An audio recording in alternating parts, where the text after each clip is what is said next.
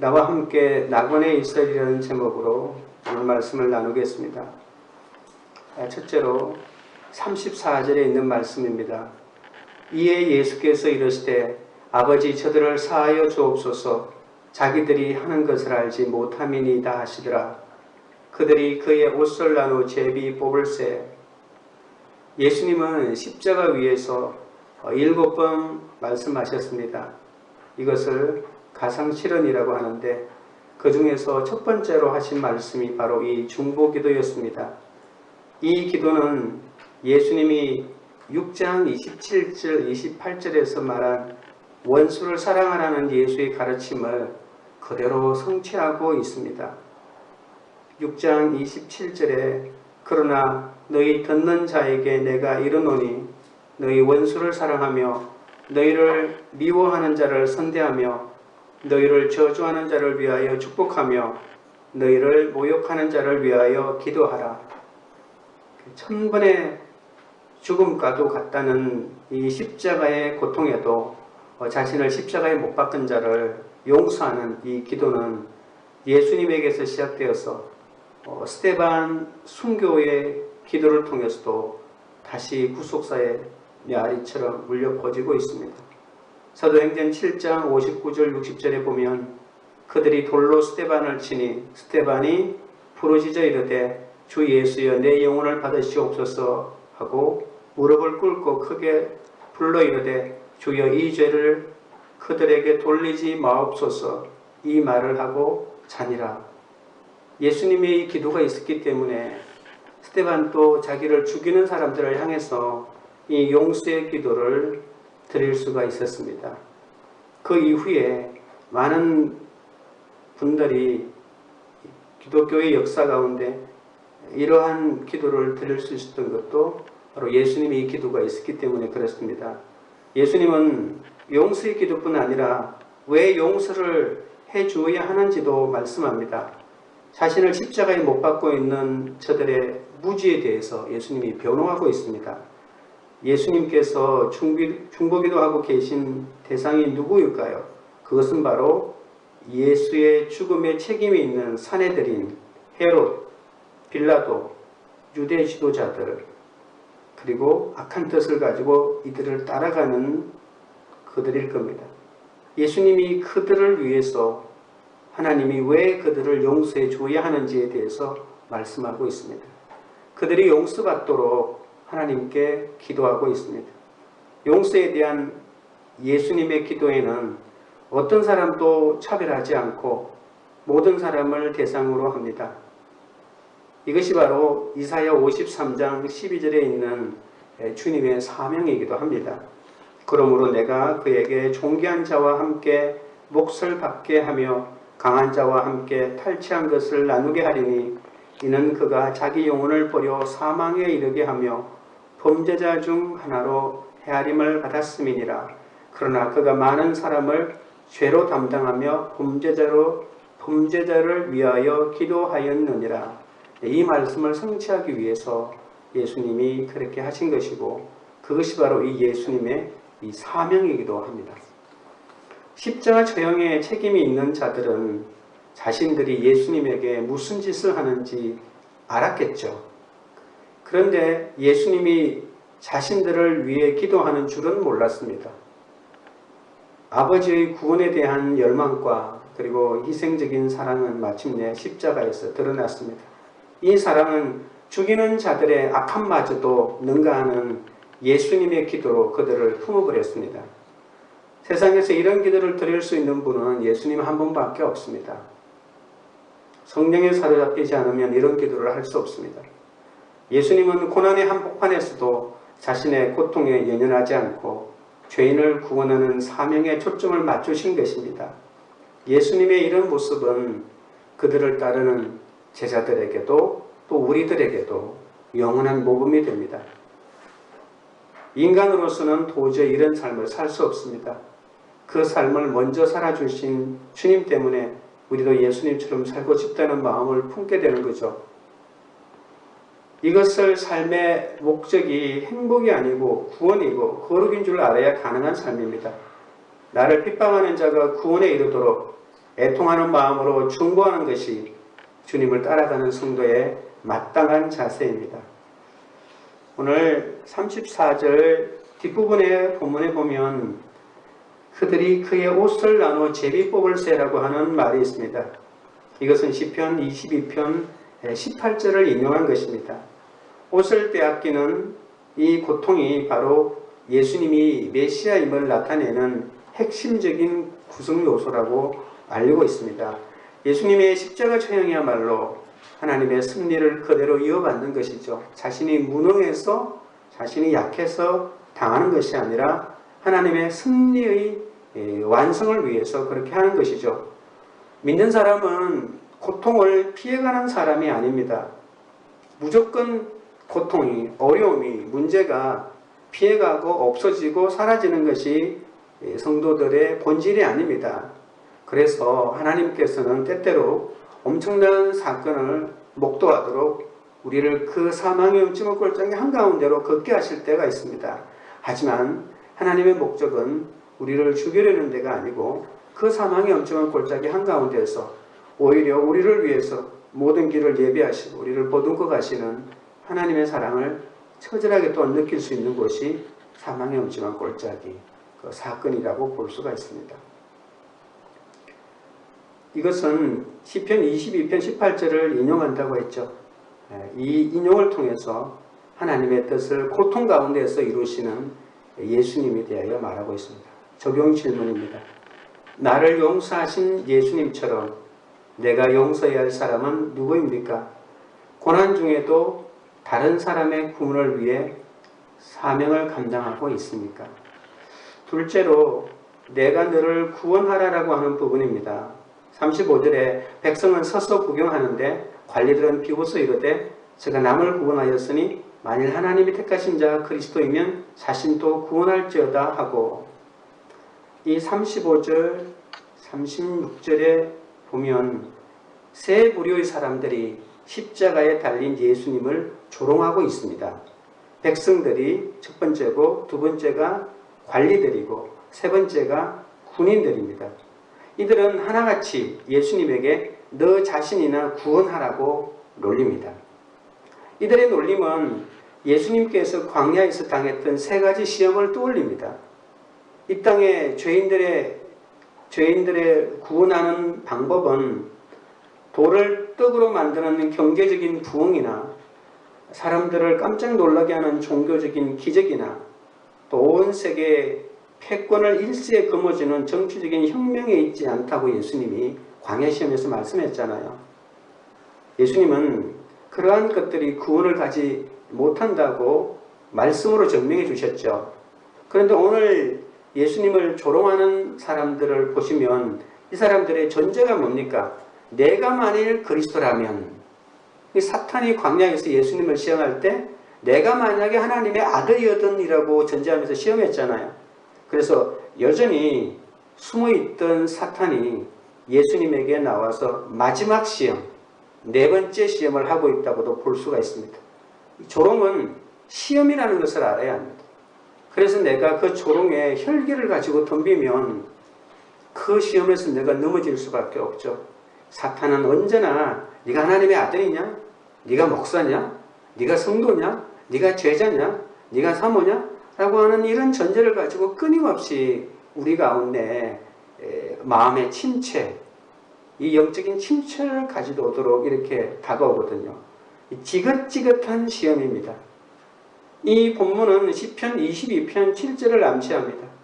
시편 22편 전체가 사람보다 못한, 조롱당하고 멸시받고 모욕당하는 이 벌레 같은 처지가 된 한 사람에 대해서 말하고 있는데 그가 바로 우리의 메시아인 예수님입니다. 오늘 이 35절에 관리들은 비웃어 이렇게 말하고 있는데, 이 비웃다라고 하는 말도 미완료 과거 시제로 되어 있기 때문에 과거에 시작한 한 일이 끝나지 않고 계속해서 시작되는 조롱이 끝없이 진행된다고, 예수님이 십자가에 달려있는 내내 밑에 있는 이 관리들이 그 예수님을 조롱했다고. 네가 하나님의 아들이면 내려와라. 네가 그리스도냐? 그러면 그것을 증명해라. 어떻게? 내려와라. 내려와라. 끊임없이 십자가 지지 말고 내려오라고 말하고 있죠. 만일 하나님이 택하신 자 그리스도이면 자신도 구원할지어다 라고 하는 말은 조롱하는 자들의 눈에는 이 수치의 십자가에 달린 예수님의 모습은 그가 메시아도 아니고 하나님의 택한 자도 아니라는 것을 말하고 있습니다. 그러나 저들은 예수님도 모르고 하나님도 모르기 때문에 예수님을 오해하고 있습니다. 죄인의 구원은 오직 죄의 용서로만 가능합니다. 죄의 용서 없는 구원은 모두 실패할 수밖에 없습니다.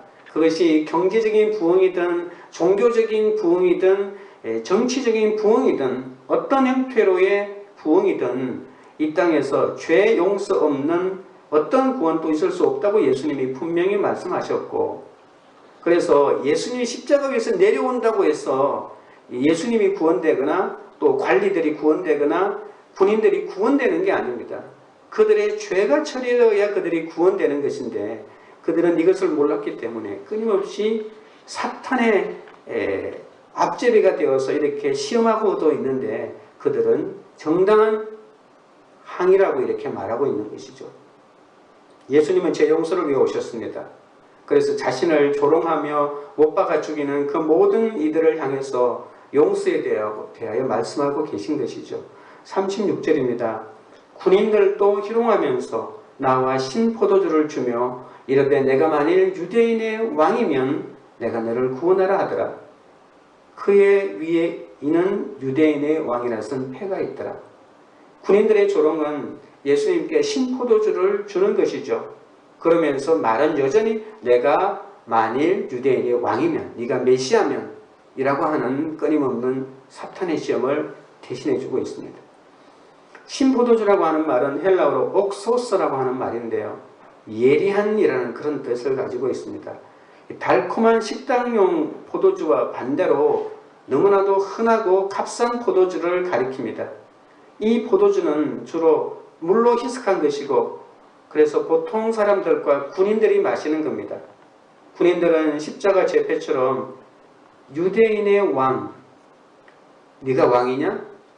그러면서 조롱하고 있는 것이죠. 그래서 왕에게 이런 형편없는 포도주를 주는 것 자체가 모욕이라고 할 수가 있습니다. 예수님께 용서를 구해야 할 죄인들이 오히려 아무 죄도 없으신 예수님을 비방하고 조롱하면서 악을 저지르고 있습니다. 그러나 예수님은 스스로를 구원하려고 십자가에서 내려오지 않으셨습니다. 우리가 받아야 할 모든 형벌을 홀로 받았습니다.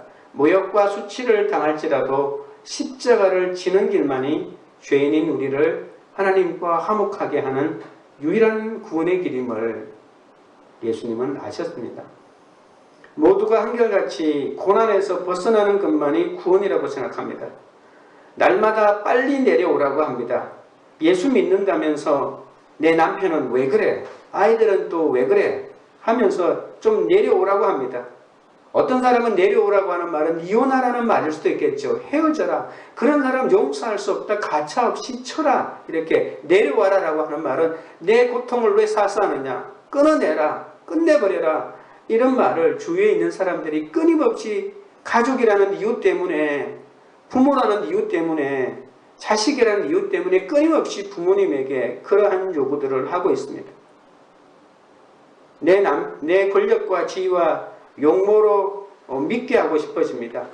타락하고 싶고 복수하고 싶고 십자가에서 내려오고 싶습니다. 내려오면 내가 이런 일을 당할 사람이 아니라는 것을 오히려 증명해 주는 것처럼 보이는 거죠. 너무나 큰 구원이 이루어지고 있기 때문에 사탄이 총궐기에서 구원을 방해하고 있다는 사실을 알아야 합니다. 주님이 수많은 기적을 베푸신 것은 마지막에 십자가를 지기 위해서입니다. 내가 가지고 있는 모든 역량은 이 십자가 지는 데 맞춰져 있다고 볼 수가 있습니다. 왜냐하면 모든 것은 준비 과정이고 모든 것은 배경이고 내게 주어진 가장 핵심적인 것은 십자가 지는 것인데 십자가를 지는 것 같은 고통이 내 삶 가운데, 직장 가운데, 또한 가정 가운데 생길 수가 있습니다. 그러나 그 모든 일이 이 십자가를 지는데 맞춰져 있다는 것을 알고 이것을 견뎌내야 합니다. 엄청난 고난을 이기고 인간 승리를 이루었다고 해도 인간의 가장 큰 기쁨은 하나님을 알고 즐거워하는 것입니다. 내가 이 땅에서 아무리 큰 성공을 거두었다 해도 내 죄를 보지 못하면 아무것도 아닙니다. 적용 질문입니다. 다른 사람의 구원을 위해 내가 당하고 있는 모욕과 수치는 무엇입니까? 먼저 고통을 감내하신 예수님을 따라 나는 어떤 고난을 겪고 있습니까? 내가 회개하는 마음으로 평생 붙이고 살아야 할 죄패는 무엇입니까? 죄패를 붙이고 외로운 길을 가는 지체를 격려합니까? 아니면 조롱하고 비웃습니까? 세 번째, 나를 기억하소서라고 하는 부분입니다. 39절에 달린 행악자 중 하나는 비방하여 이르되 내가 그리스도가 아니냐 너와 우리를 구원하라 하되. 마지막으로 예수님을 모욕하는 사람은 함께 십자가에 못 박히는 한 죄수입니다. 이 죄수의 조롱도 내가 만일 그리스도라면 너와 우리를 구원해 보라는 것이죠.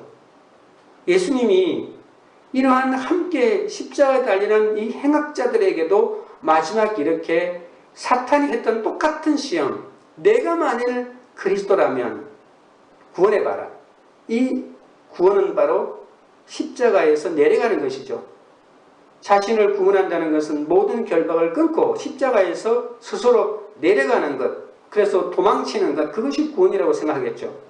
지금 당장 표적과 이적을 베풀어 보라는 것이죠. 내 눈앞에서 표적을 보여봐라. 신비한 마술을 보여보라고 하는 것입니다. 이 죄수의 조롱은 얼마나 뻔뻔한지 모릅니다. 그런데 예수님은 이런 흉악범의 조롱마저 들어야 한다니 그 수치가 얼마나 컸겠습니까? 40절입니다. 하나는 그 사람을 꾸짖어 이르되 내가 동일한 정죄를 받고서도 하나님을 두려워하지 아니하느냐? 너희는 우리가 행한 일에 상당한 보응을 받는 것이니 이에 당연하거니와 이 사람이 행한 것은 옳지 않은 것이 없느니라 하고. 그러나 다른 한 명의 죄수는 하나님을 두려워하지 않고 예수님을 조롱하고 있는 다른 쪽 죄수를 심하게 꾸짖습니다. 두 번째 죄수는 자기 죄 고백과 또 자신이 당하고 있는 모든 형벌이 정당한 자신의 삶의 결과임을 인정하고 있습니다. 그리고 예수님에게 죄의 고백으로 나옵니다. 이 죄수는 더 늦기 전에 회개합니다. 회개하기에 너무 늦은 순간은 없습니다. 가장 빠른 회개는 내가 죄인인 것이 깨달아지는 그 즉시로 회개하는 것이죠. 마지막 순간, 이 죽어가고 있는, 십자가에 달려서 죽어가고 있는 이 순간에 예수가 그리스도인 것이 보였다고 하는 것 자체가 얼마나 이 사람에게는 큰 축복인지 모릅니다. 42절입니다. 이르되 예수여 당신의 나라에 임하실 때에 나를 기억하소서 하니 예수께서 이르시되 내가 진실로 내게 이르노니 오늘 내가 너와 함께 낙원에 있으리라 하시니라. 회개하는 죄수는 예수님께로 고개를 돌려 간청합니다. 아이러니하게도 이 죄수는 지금 예수님이 가고 있는 그 장소로 함께 들어가기를 원합니다. 이 죄수는 하나님의 나라가 지금 임하고 있는 것을 믿고 있고 자신을 기억해 줄 것을 간청하고 있습니다. 이 기억하다라고 하는 이 말이 바로 이 누가복음이 처음에 시작할 때 마리아가 예수님의 잉태를 알고 하나님에게 드린 기도가 바로 나를 가난한 사람을 죄인을 기억해 달라고 하는 그 기도가 이 누가복음이 끝나는 이 마지막 순간에도 기억해 달라고 이렇게 기도로 울려 퍼지고 있습니다. 회개하는 이 죄수는 두 가지 사실을 인정하고 있습니다. 하나는 예수님이 죄가 없으신 것을 인정하죠. 41절에 다른 한쪽 행악자를 나무라면서 뒷부분에 보면 이 사람이 행한 것은 옳지 않은 것이 없느니라고 하는 이 말은 바로 예수님은 죄가 없다는 것을 증명하고 있고, 둘째는 자신을 구원할 수 있는 예수님의 능력을 신뢰하고 있습니다. 이 죄수는 자신을 구원해달라는 간구가 너무 늦지는 않았는지 고민하지 않았습니다. 구원을 위한 마지막 순간을 놓치지 않았기 때문입니다. 오로지 자신을 구원할 수 있는 능력을 가질 사람은 로마 군인들, 로마 당국이 자신을 불쌍히 여겨서 이 십자가의 사형 집행을 멈추고 자기를 내려주는 것이 아니고 자기의 이 죽음 너머에 있는 구원, 그리고 그 구원을 예수님께서 이루어 주신다는 것을 믿었던 것이죠. 얼마나 감동스러운 믿음의 장면인지 모릅니다. 그래서 자신의 운명을 전적으로 예수님에게 맡길 수 있었습니다. 어떤 이들은 죽은 자를 살리는 예수님을 보고도 믿지 않았습니다. 그런데 강도는 지금 죽어가는 예수님을 보면서 그를 믿습니다. 회개하지 않는 죄수에게 예수님이 만약 그리스도라면 십자가에서 당장 내려가 자신을 구원해 줘야겠죠. 그러나 회개한 죄수에게는 예수님은 십자가에 머물러 있어야 합니다. 구원을 위한 그의 하나님의 아들로서의 임무를 다 이루어야 하는 거죠. 이것이 얼마나 큰 차이입니까? 그러니까 예수님이 우리를 행복하게 해주고 내가 원하는 것을 모두 이루어줘야 메시아가 아닌 것이죠. 그것은 바로 십자가 위에서 예수님을 조롱하고 있는 죄인의 관점입니다. 무조건 세상의 관점에서 잘 살게 만들어줘야 되고 뛰어나게 만들어줘야 되고 나를 이 십자가의 죽음의 사형 집행에서 끄집어내어 줘야만이 예수님이 나의 메시아지만, 그러나 회개하는 이 한쪽 죄수는 예수님의 십자가에 그대로 머물러서 십자가에서 죽어주시는 그것이 바로 메시아라고 하는 것을 고백하고 있고 죽음 너머에 있는 구원을 바라보고 있는 것이죠. 회개한 죄수에게 예수님의 죽음은 패배가 아니라 구원의 수단인 것을 그는 고백하고 있습니다. 낙원에 있게 해달라라고 오늘 말하는데, 낙원은 정죄와 형벌의 장소인 지옥과는 반대 용어입니다. 낙원은 천상의 에덴 동산이라고 말하는 사람도 있습니다. 죽고 난 다음에 의인들을 위해서 준비된 곳입니다. 낙원은 하나님의 온전한 임재가 임하는 곳입니다. 그리고 가장 높은 하늘입니다. 예수님은 오늘 내가 너와 함께 하겠다고 말씀하십니다. 구원의 약속은 미래에 가능할 뿐만이 아니라 오늘 예수님 안에서 확실한 실제로서 우리에게 있다는 것 또한 잘 보여주고 있습니다. 적용 질문입니다. 내가 행악한 죄인임을 인정합니까? 내가 예수님만이 나의 죄를 사하시고 천국으로 인도하시는 분임을 믿고 고백하고 있습니까? 지금 나의 고난이 죄보다 가볍다는 것을 고백하고 있습니까? 내 죄에 비해 너무 무거운 십자가를 지게 하셨다고 예수님을 원망하지는 않습니까? 기도하겠습니다. 하나님 아버지, 나를 용서하신 예수님처럼 내가 용서해야 할 사람을 용서하지 못한 것을 불쌍히 여겨 주시옵소서. 십자가에 달리신 예수님을 보고도 내 죄를 회개하기보다는 이 백성들처럼 서서 구경하고 조롱한 것을 용서하여 주옵소서. 내가 원하는 기도 응답을 해주지 않는다고 원망하며 다른 사람의 구원을 위해 내 십자가를 지지 못하고 내 육신의 유익만을 구하느라 내 본분을 잊고 살았습니다. 나를 위해 중보하신 예수님처럼 사람들의 조롱과 멸시에도 흔들리지 않도록 붙들어 주시옵소서. 개척 목회가 밥벌이의 수단이 아님을 알게 하여 주시고 죄인을 구원하는 사역임을 알게 하여 주시옵소서. 가정과 직장과 교회에서 다른 사람의 구원을 위해 애통하여 하며 말씀대로 적용하여 사명을 다하는 삶을 살게 하여 주옵소서. 우리가 바로 행악한 죄인입니다. 오직 예수님만이 우리 죄를 사하시고 천국으로 인도하시는 분임을 믿고 고백하며 날마다 말씀이 들리는 구조 속에서 여전한 방식의 삶을 잘 살아낼 수 있도록 인도하여 주옵소서. 코로나 바이러스로 상처투성이된 이 나라와 국민의 마음을 만져주시고 힘든 환경 속에서도 밤낮으로 환자를 돌보는 의료진들과 방역팀과 실무진들을 붙잡아 주시옵소서. 예수님이 흘리신 십자가 보혈로 죄에서 구원받게 된 것을 믿고 고백하는 가정들이 되게 하여 주옵소서. 관계 우리들 교회가 죄패를 붙이고 수치를 드러내도 부끄럽지 않은 공동체가 되게 하여 주옵소서. 건강한 가정과 공동체를 통해 우리나라와 열방을 주께 돌아오게 하는 교회가 되게 하여 주시옵소서. 예수님의 이름으로 기도드립니다. 아멘.